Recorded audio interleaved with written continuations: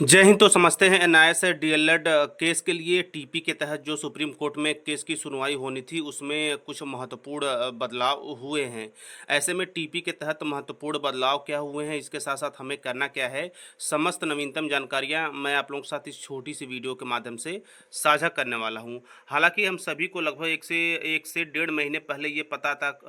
था कि डिटेल्स के अंतर्गत Adarsh Kumar Srivastava versus the state of Uttar Pradesh case detail के अंदर यदि देखा जाए तो डायरी नंबर 16788/2024 और इसके साथ साथ यहाँ पे केस नंबर टीपी के तहत जो स्टेज की यदि बात की जाए या प्रेजेंट या लास्ट लिस्ट ऑन की बात की जाए, पिछली जो प्रेजेंटेशन हुई थी वो हुई थी हॉनरेबल मिस्टर जस्टिस अभय ओखिया एंड हॉनरेबल मिस्टर जस्टिस उज्जवल भुयान के खंडपीठ के अंडर में। इसी के तहत यदि यहाँ पे हम सभी को पता था कि जो केस की सुनवाई थी वो 29/7/2024 यानी कि 29 जुलाई 2024 की होनी थी। इसके विपरीत कोर्ट ने रुचि दिखाई है, यानी कि सुप्रीम कोर्ट ने रुचि दिखाई है और अब यह केस एक नए सिरे से जल्द ही देखिए यहाँ पे आप देख सकते हैं टेंटिवली केस में be listed on likely to be listed on 12/7/2024। ऐसे में अब इस केस की सुनवाई 12 जुलाई 2024 को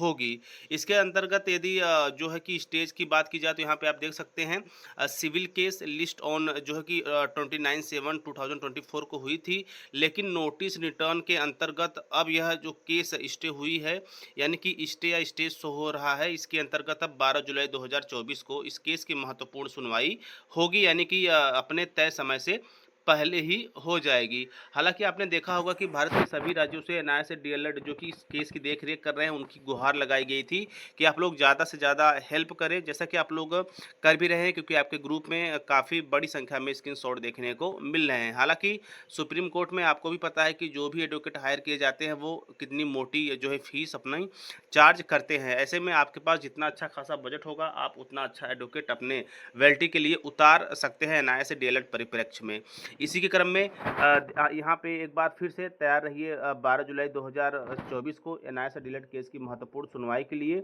इसी बीच जो हेल्प का सिलसिला है वो बिल्कुल रुकना नहीं चाहिए। ऐसे में यदि रिस्पोंडेंट्स की बात की जाए तो द स्टेट ऑफ उत्तर प्रदेश, वहीं एग्जामिनेशन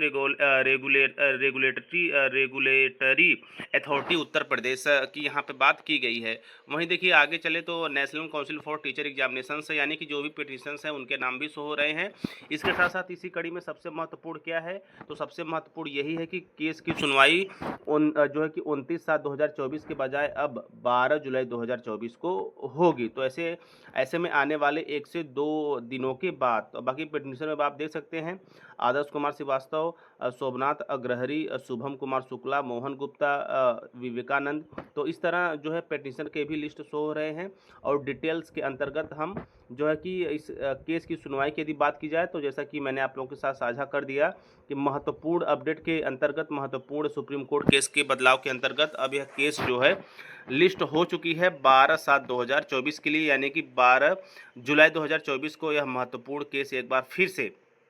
रिक्रूटमेंट अपॉइंटमेंट कैटेगरी के अंतर्गत सुनी जाएगी। तो इस बार का जो केस सुनवाई भी काफ़ी दिलचस्प होगा, क्योंकि हम सभी को पता है कि भारत के सभी राज्यों में, आप जिस भी राज्यों में रहते हों, मान लीजिए हम उत्तर प्रदेश है तो यहाँ पर भी सुपर टेट की संभावनाएं पूरी तरह से बढ़ रही हैं। इसके साथ मध्य प्रदेश, छत्तीसगढ़, आसाम, वेस्ट बंगाल और इसके साथ साथ अन्य जो प्रदेश हैं हरियाणा वगैरह हो गए, वहाँ पर भी लगातार शिक्षक भर्तियों पर जो है कि नोटिफिकेशन आप देख ही रहे होंगे कि माहौल सा बन रहा है। तो ऐसे में जाहिर सी बात है इस वर्ष जो है कि शिक्षक भर्तियों का बिल्कुल एक बड़ा सा सैलाब सा आएगा। तो जाहिर सी बात है यदि एनआईए डेट वैलिड होता है तो यहाँ पर भी तमाम ऐसे शिक्षक और शिक्षिका हैं जो अपने भविष्य की दशा और दिशा को एक सिलेक्शन लेकर सुधार सकते हैं। तो बस इस वीडियो के माध्यम से यही जानकारी देना है कि